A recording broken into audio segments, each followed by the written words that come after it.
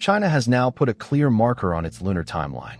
Officials have confirmed that 2026 is the target year for the first launch of the Long March 10 rocket and the first flight of a new crew spacecraft designed for lunar missions.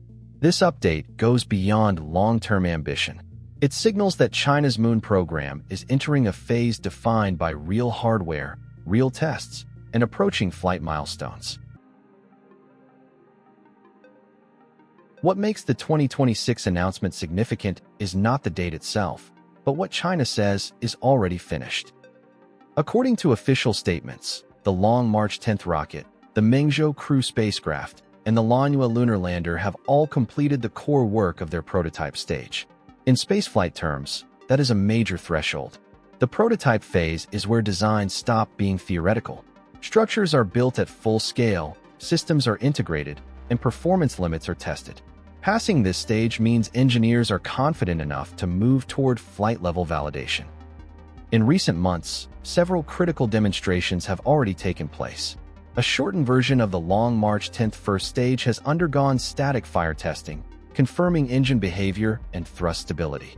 The Mengzhou spacecraft completed a pad abort test, proving that its escape system can rapidly pull the capsule away from danger during launch.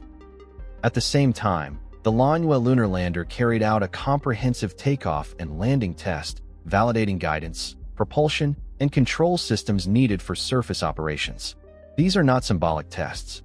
Each one addresses a mission-critical phase where failure is not an option.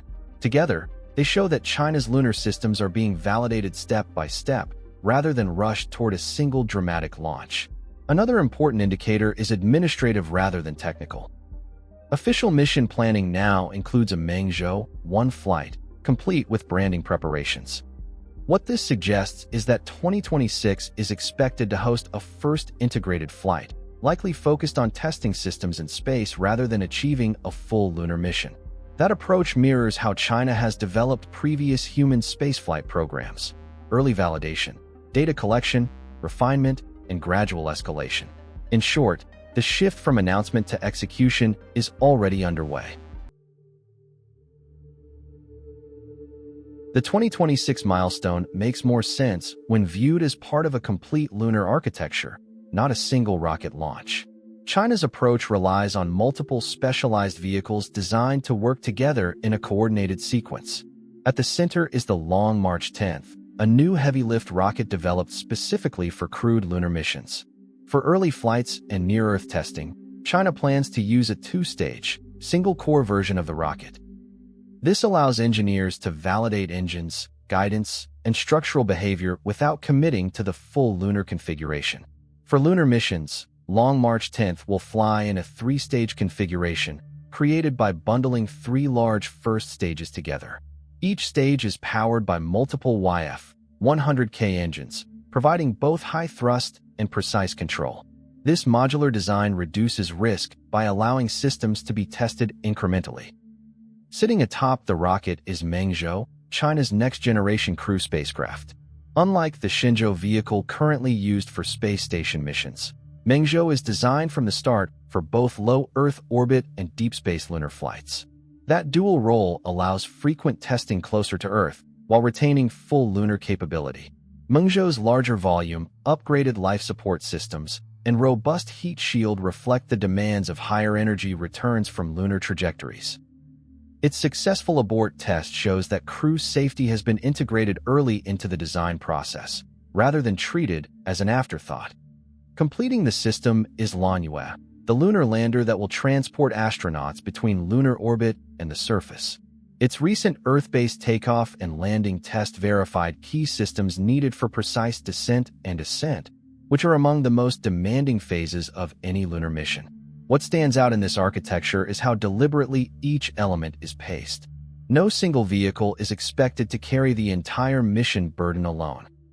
Instead, responsibilities are distributed across launch, transport, and landing systems, creating flexibility in mission planning and allowing upgrades over time without redesigning the entire stack. Together, these elements form a layered transportation system that emphasizes reliability, repeatable testing, and controlled progression towards surface missions.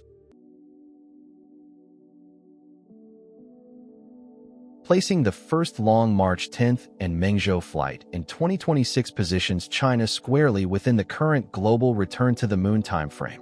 Around the same period, other programs plan lunar flyby missions and system demonstrations, while surface missions remain dependent on complex development schedules. China's strategy does not rely on matching any single external milestone. Instead, it focuses on maintaining steady momentum and avoiding long gaps between major tests. A successful flight in 2026 would confirm that China's lunar transportation system works as intended in space, unlocking faster progress toward later missions. Another important factor is commercial participation. Officials have confirmed that private companies are contributing to areas such as cargo transport, crewed lunar rovers, and scientific payloads. This approach expands development capacity while allowing state teams to focus on core human spaceflight systems. Commercial involvement also increases flexibility.